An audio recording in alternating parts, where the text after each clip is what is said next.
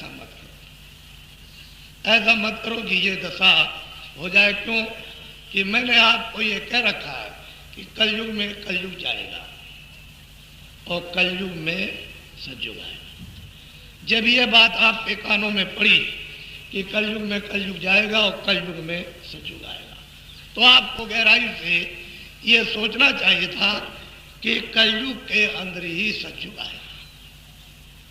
कलयुग में कलयुग जाएगा, कलयुग में सतयुग आएगा। इससे ये पता चलता है शब्दों से कि कलयुग का पीरियड समाप्त नहीं हुआ, बल्कि वो एक ऐसा पीरियड लगेगा कि जैसे सतयुग।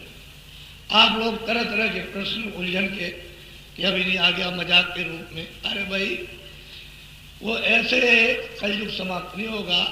वो तो ये नहीं तुम सो रहे हो और कलयुग समाप्त हो गया सतयुग आ गया, वो तो सबक देगा, सबक दे करके तब रवाना हो। तो आप अभी उसके सबक को जानते हैं कि क्या सबक देगा। लेकिन बाबा जी की बात को हमेशा याद रखो और इधर उधर की भ्रमित बात मत करो। समय का परिवर्तन निश्चित है, उसमें दो बात नहीं है, तुम रहो या न रहो, चलो या न चलो, समझो न समझो, वो तो जो अपना काम उसका वो तो करेगा। महात्मा महाशक्तियाँ प्रेरणा देने के लिए, दिशा देने के लिए, ज्ञान देने के लिए, मानव सुधार, मानव कर्मों का बोध और विवेक बुद्धि में अकल में देने के लिए आती है। आप लोगों को चाहिए कि आप उनका साथ दें। जब साथ दोगे तो आपका विकार दूर होगा। जब विकार दूर हो जाएगा तो एक उज्जवल पवित्र, एक अच्छे इंसान, अच्छे मनुष्य आप दूसरों का अच्छाई से भला कर सकते हो, सेवा खिदमत कर सकते हो, तो आपकी शोहरत होगी, लोग आपको मानेंगे। और जैसे के तैसे रह गए तो क्या है, ऐसा नहीं। समय सबको एक विवश कर देता है, ऐसा विवश करता है कि आदमी के पास कोई किसी तरह का उपाय नहीं रहता। चलो देवस्थान में चलो, यहाँ चलो, चले गए, फिर कहते हैं चलो भाई महात्माओं के पास चले। असल में उसने चारों तरफ से आपको घेर लिया, कोई रास्ता नहीं, एक ही रास्ता रखा है कि आप अच्छाई की तरफ, उसका आप उधर मुड़ जाए, साथ दे दें, तो आप भी भले हो जाओगे और फिर आगे के लिए तो भलाई हो ही जाएगी। और साथ नहीं दोगे तो ये निश्चय है कि आपका सबका नुकसान है। ऐसा मत करो। हमने हर तरह से आपको विश्वास दिलाने के लिए आपसे कहा कितने बार। यहाँ के मुसलमान, जब मैं बहुत पहले कुंडा आया था तो यहाँ मैंने कुंडा में सत्संग किया। लोग गए होंगे, खड़े होंगे जहाँ सत्संग हुआ होगा, तो मैंने कहा तुम अपने यानी जमीन की नीचे की मिट्टी थोड़ी सी एक दो जर्रा दो दाने उठा लो और तुम घर में ले जाना। जब कोई ज़रूरत पड़ जाए तो इसका उपयोग करना। कैसे? मिट्टी नहीं खाना, एक बतासा ले लो, एक इलायची दाना ले लो, उससे स्पर्श कर लेना, छू लेना काम में। इसी मिट्टी को ले जाओ, बीज में मिला देना और उस खेत में खाद डालने की जरूरत नहीं है, इसी मिट्टी को डाल देना और बो देना। आप एक में आप डालो खाद और खाद डाल करके बीज वो दोनों खेतों के अनाज को आप जब तोड़ लेना, जब तैयार हो जाए। किसमें ज़्यादा होता है? तो इस तरह। तो मुसलमान ने आकर के परीक्षा की, उन्होंने कहा मुझे इसका इम्तहान लेना, खेत में खाद नहीं डाली, जिसमें नहीं डाली उसमें अनाज ज़्यादा हुआ, जिसमें डाली उसमें कम हुआ। उसको यकीन किसको नहीं होगा, किसको भी साथ नहीं होगा जिसको लाभ पड़ेगा। हमने कहा भाई जब तुम बीमार पड़ जाओ, दवा काम न करे, या तुम बीमार पड़ गए, दवा नहीं, डॉक्टर नहीं, तो तुम जल्दी में घबराना नहीं, तुम इसका उपयोग कर लेना। उसके मुंह में दाना डाल करके उसके कान पर 10 बार मतलब जय गुरुदेव नाम बोल देना, तो उसको आराम मिल जाएगा। हर तरह से आपने परीक्षा की, हर तरह से इम्तहान आपने इंसान आदमी को लिया और फिर भी उसके बाद चूक जाते हो, फिर भी भूल जाते हो। अरे थोड़े से एक इम्तहान पर परीक्षा करने पर आदमी जीवन में जाग जाता है, जीवन के लिए, और आप बार बार भूल जाते हो, सो जाते हो, अज्ञान में आ जाते हो।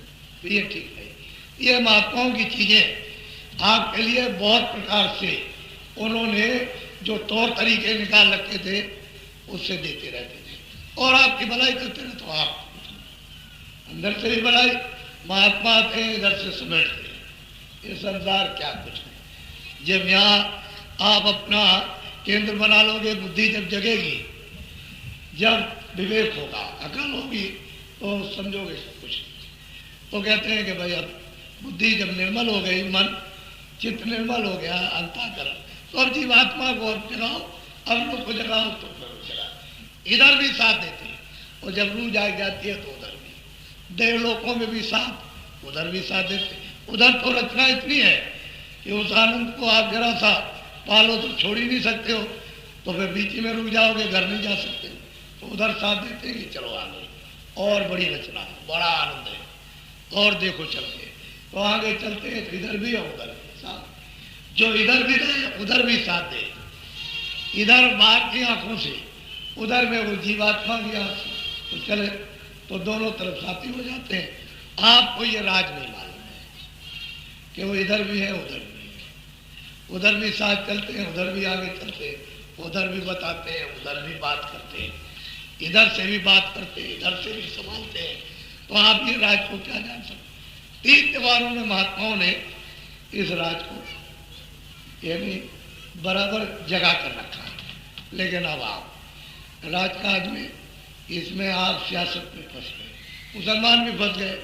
अब यह नहीं है कि आप इबादत करो, आप इबादत करते हो, कहते हो उसको वोट दे दो, वोट उसको दे दो। इबादत के वक्त में ये बात कि वोट उसको दे दो, इसको दे दो, ये कोई इबादत है? मैजिक में ये सब एक भी शब्द नहीं आना चाहिए था किसी के लिए।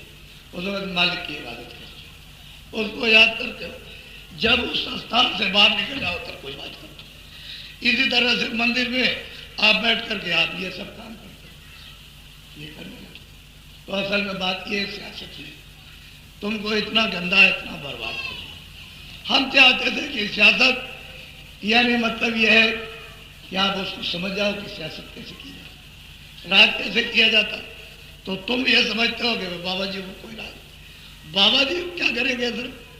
जब तुम ही रो रहे हो बैठ करके दिल्ली में और नखलों में प्रांतों में तुम्हारे ऊपर दबादब पड़ा हुआ, तो बाबा जी का वो गलीज में जाएंगे? वो तो पहले तो समझते हैं कि बहुत गलीज है, बहुत गंदी जगह है, तो वहाँ क्या करें? तुमको संभालने की बात कि तुम ऐसा करो, ऐसा करो, तो ऐसे जनता की सेवा हो जाएगी। ऐसा नहीं करोगे तो तुम रोगे, तुम परेशान हो जाओगे, जनता परेशान हो जाएगी। तो तुमको तुम्हारी बुद्धि में यही घुसा दिया, मतलब ये और कुछ नहीं। ये नहीं कि भाई हमको इंसान बनाया जा रहा, हमको मनुष्य बनाया जा रहा, मोहब्बत प्यार का प्याला यानी लगाया जा रहा लब से, मुँह से इसको पियो और मजा आ जाएगा, तो तुम मत, ये नहीं समझते। ये तो तुमको कुछ है नहीं, एक दूसरे के, यही इसलिए तुम आप दोस्त बनाते, मित्र करते हो, भाई एक दूसरे के काम आ जाए। महात्मा सबको दोस्त मित्र बनाकर एक दूसरों के काम आते, तुम उसके काम तुम्हारे, एक दूसरों के दिल में जगह रहती है, तुम मेरे, मैं तुम्हारा, मैं तुम्हारे काम आऊंगा, जरूरत पड़ेगी तो हमारे काम आ। क्या फिर कमी देश में? क्यों चिल्लाना, क्यों परेशान होना? तो ये सब कब तक के लिए कि जब तक आप में अज्ञान है तब तक ये कुछ नहीं आएगा। और जैसे ही आप में ज्ञान हुआ, जैसे ही अकल जगी, बुद्धि जगी, बात ये सच्ची जैसी मालूम होती है, एक धुआं बादल है, हवा ही चला गया। ठीक इसी तरह से ये सब चीजें संसार में, शरीर भी है, सही है, यह भी मालूम होता है कि बहुत कुछ है, और बस फौरन जैसे ही समय पूरा हुआ और उसके तारतम जहां से उसने जोड़ रखे वहां से तार जरा सा निकाल दिया, वो सब से टूट गया, एकदम तारतम सब खत्म हो गया, ये जिस्म ही उड़ गया, शरीर भी उड़ गया। तो कहते हैं राजा चला गया, ये चला गया, वो चला गया, वो चला गया, वो चला गया। अरे भाई तारतम टूट जाएगा, जहां से जुड़ा हुआ है वो तो जब तक जुड़ा हुआ है तभी तक आपको सरसब्ज मालूम होता, और जैसे ही मतलब हटा बस खत्म हो। तो मिट्टी है, इधर बिगड़ के इधर बना दी, इधर बिगाड़ दी इधर बना। तो जो ये रूह है, जीवात्मा है, उसी के लिए तो आप लोग मेरी बात समझेंगे। इसलिए आप लोग बहुत विचार से ये आज गुरु पूर्णिमा का दिन हम कुछ कहना नहीं चाहते। हम चाहते हैं आपको आपको उससे लाभ हो, और हम आपके लिए कितनी उससे प्रार्थना करके और दया मांग के लाते हैं कि चलो इन सब के ऊपर में दया आपकी हो जाए, कृपा हो जाए, शरीर से भी आराम हो, परिवार से भी इनको आराम मिले, इनको शरीर के लिए भी सामान मिले, इनको मान और सेवा के लिए भी इनको मिले, और फिर ये आत्मा का कल हम तो आपके लिए मांग रहे हैं, प्रार्थना कर रहे हैं, और आप नहीं समझते, वो जानते रहे, इसलिए ये सब भटका तुम खा रहे हो। जो प्रार्थना आपके लिए उससे कर सकता, किससे? जिससे मिलता, जिससे नहीं मिलता, जिस अधिकारी से नहीं मिलते हो उससे क्या प्रार्थना करोगे? जिस राजा से नहीं मिलते उससे क्या प्रार्थना? तो महात्मा वही प्रार्थना कर सकते हैं जो उससे मिलते हैं। किसके लिए? आपके लिए। जो नहीं मिलता वो क्या प्रार्थना करेगा? पहले सोचो। इस बात को गंभीरता, बुद्धि का काम करो, बुद्धि का उपयोग करो। अब ऐसे कैसे प्रार्थना? ऐसे जो मिलता जुलता वो प्रार्थना, उसकी प्रार्थना मालिक माने, और फिर मान करके सब कर दिया तो सबको धीरे धीरे धीरे धीरे बुद्धि का धीरे धीरे धीरे धीरे एक झलक वो खोलने जा रहा है। बुद्धि जब झलक सद्बुद्धि की जब उधर से जब खोलेगा और उसकी ठंडक चलेगी, फिर प्रवाह आएगा,